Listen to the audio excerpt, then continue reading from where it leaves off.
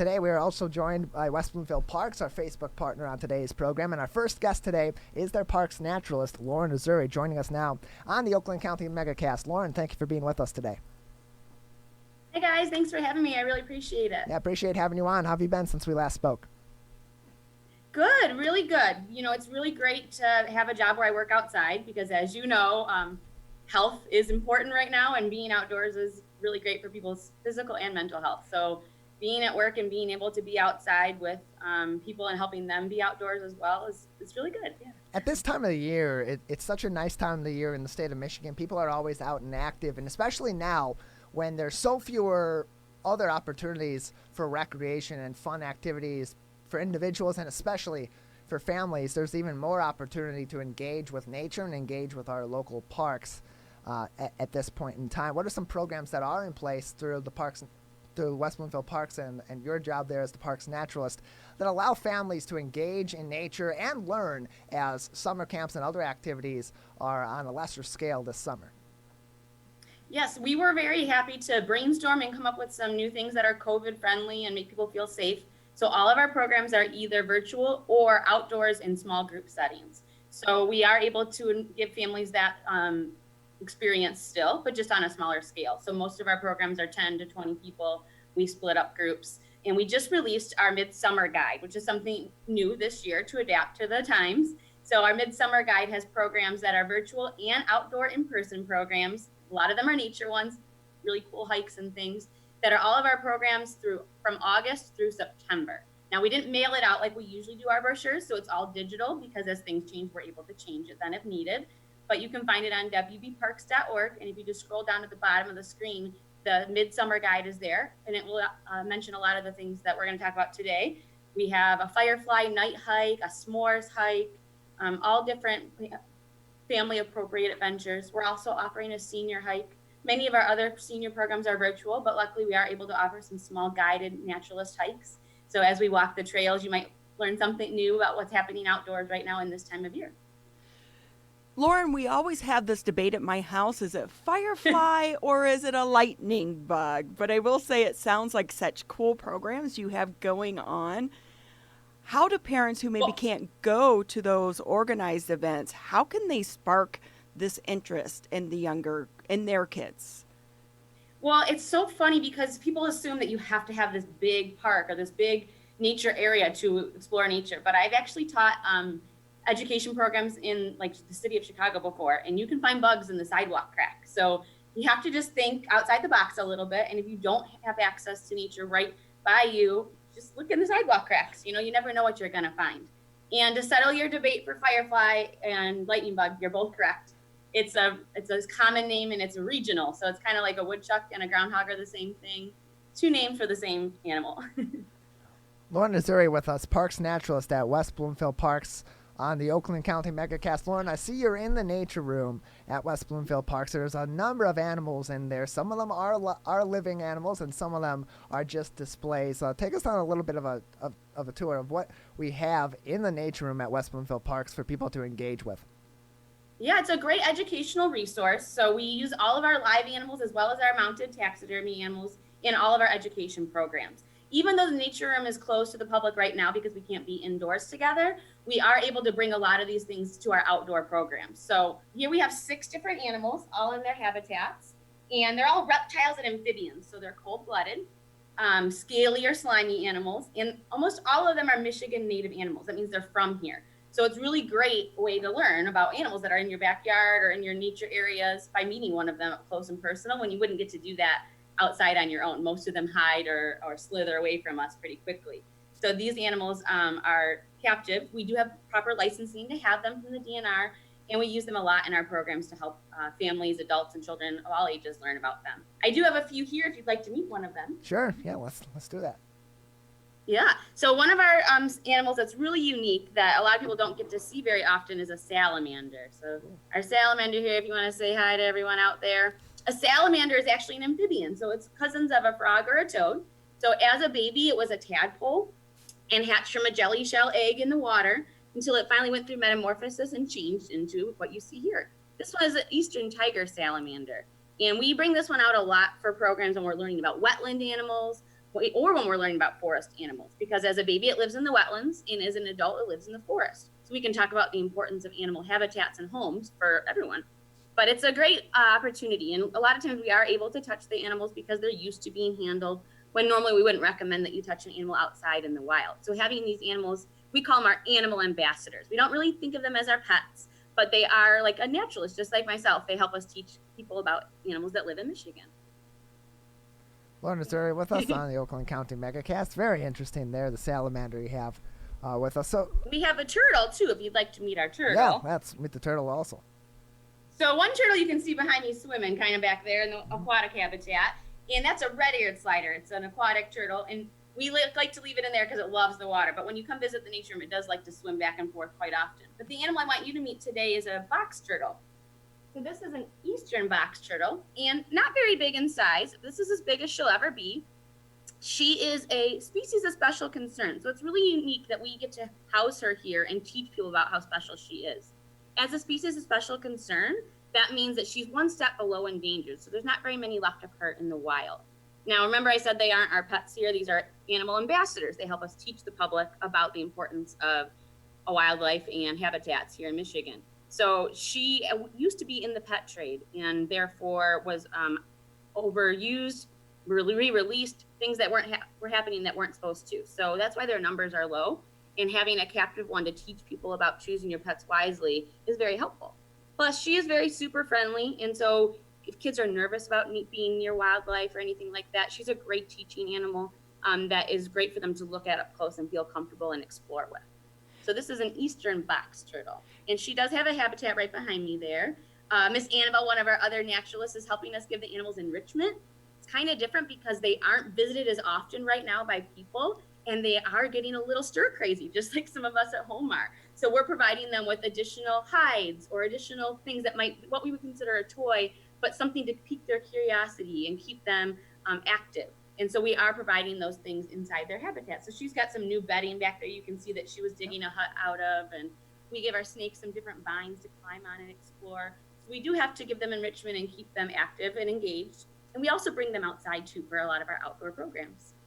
So I will say we came across a turtle while we were biking the West Bloomfield Trail. They're a little scary, some of them. When you come across them, and they're close to a roadway or in the path of bicyclists, should you try to move them or just they'll find their own way? So it's important to know what kind of turtle you're looking at. The ones on the West Bloomfield Trail Network more than likely are snapping turtles, because I have seen them on there and I know what you're talking about. They do dig their nests along the side of the trail. They like sandy, rocky areas, and that's the edge of the trail is like that. So snapping turtles are much larger than our box turtle we have here.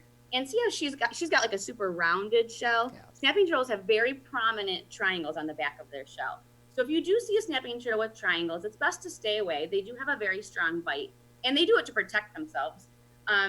What I do sometimes, I have in my car, we call it my turtle shovel. And during June, when the female turtles are leaving the water to lay their eggs, and you do see them more commonly crossing the roads, I kind of give them a nice push in the right direction, but don't get my hands close to their mouth.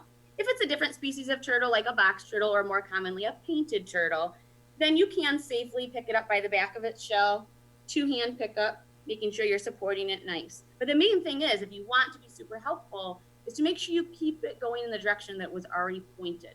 It can easily lose its navigation and have a hard time returning back to its home. So you want to, if it's crossing the road to the left, you want to just help it cross to the left. Don't turn it around and go back to the right. So you can be a turtle hopper, you just have to be careful about it. And right about now, you won't see as many, but I bet you saw a ton a few weeks ago, because that's their snapping turtles nesting season, usually in mid to end June. Lauren Azoury with us. She is the Parks Naturalist over at West Bloomfield Parks, our Facebook partner on today's edition of the Oakland County MegaCast. So Lauren, we're in the thick of the summer now. It's been really hot out. We've had several heat waves throughout the summer, and it's been really hot out the last several days here in southeastern Michigan. How does that heat affect wild animals like it does us humans? Many of them have adaptations that are, equipped for that. But the main thing that's tricky for wildlife right now to adapt to these heat is finding food because a lot of our, wildflowers are a little bit drier than normal, and their food sources are struggling a little bit if they're herbivores, just like you might in your own garden at home notice that it needs more water at this time of year with the especially high temperatures that we've been having. But the nice thing is that a lot of reptiles, like our turtle here, or amphibians, like our salamander, they're cold-blooded. So they rely on the heat in order to maintain their body temperature. They need the sun or something warm to sit on, like a rock or a log. And so reptiles and amphibians actually are thriving at this time of year. They really do enjoy this heat a little more than us humans do.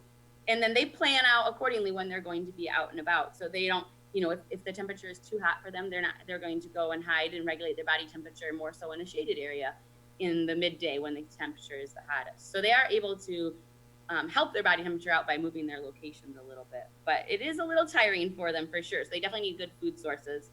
This box turtle is an omnivore, so she eats, she's a carnivore and herbivore mixed together. So she eats things like worms and slugs and snails and bugs, but she also needs berries as well. So raspberry season's right around the corner, so she'll be finding lots of good raspberries outside, and she loves strawberries when those were blooming in May and June.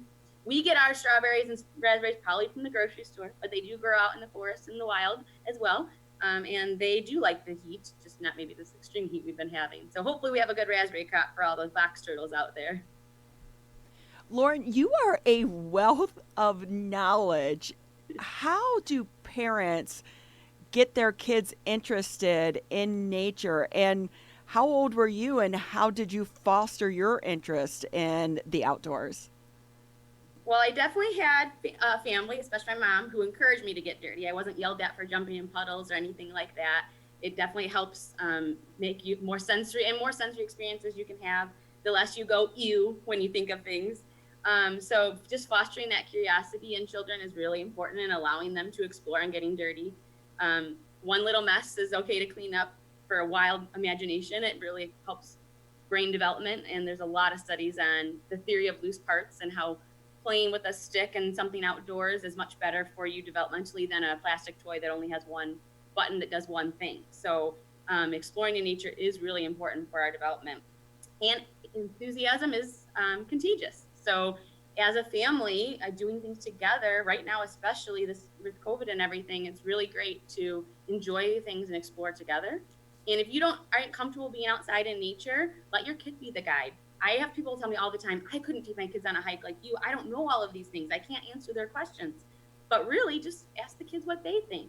It's really great for children to be able to explore and come up with answers on their own, or learn it together. So bring out your field guide and look at that flower that's pink and big and you don't know the name of it, and find the name together.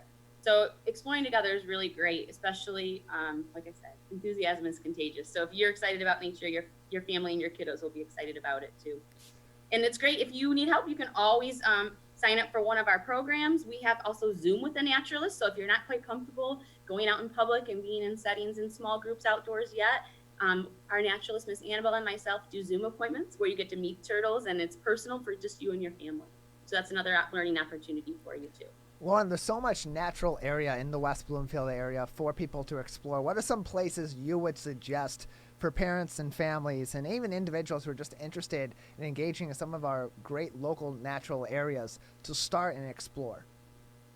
Well, Marshbank Park has a fishing pier that is one of my favorite spots because it gets you out on the water. It's a floating dock, and it's on Cass Lake, which is the deepest and largest lake in Oakland County.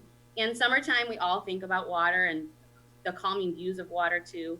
If you are under the age of 16, you can fish without a fishing permit, so you could always bring your kiddos to fish there too. So I love the fishing pier at Marshbank Park. It's a really great place to view wildlife in the aquatic setting. And then there's a bunch of great trails there as well. I also really love the West Bloomfield Woods Nature Preserve. So it's right off of the trail network, and it's on Arrowhead Road. And there's no bikes allowed back there, so it is a little quieter, and definitely lots of great wildflowers and wetland overlooks to explore there. So if you're looking for a true, more backwoods nature experience, our West Bloomfield Woods Nature Preserve is a great place to visit. And we do some guided hikes there as well. Lauren, anything else for us today before we let you go? No, just come and visit our website so that everyone can check out all the great outdoor, small, in-person programs we're doing. We have other couple special events too. So Earth Day is every day, and as you all know, we've all been adapting with these COVID situations. So our canceled Earth Day program in April, we are actually going to host it in September, all outside, small groups. You have to pre-register, and we can still celebrate the Earth and learn about it. And then we have some of our great other events as well, like our picnic in the park and our mother-daughter tea that we've made adaptations to be able to still enjoy the outdoors and recreate together in our West Bloomfield Parks. Well, Lauren, thank you very much for being with us today.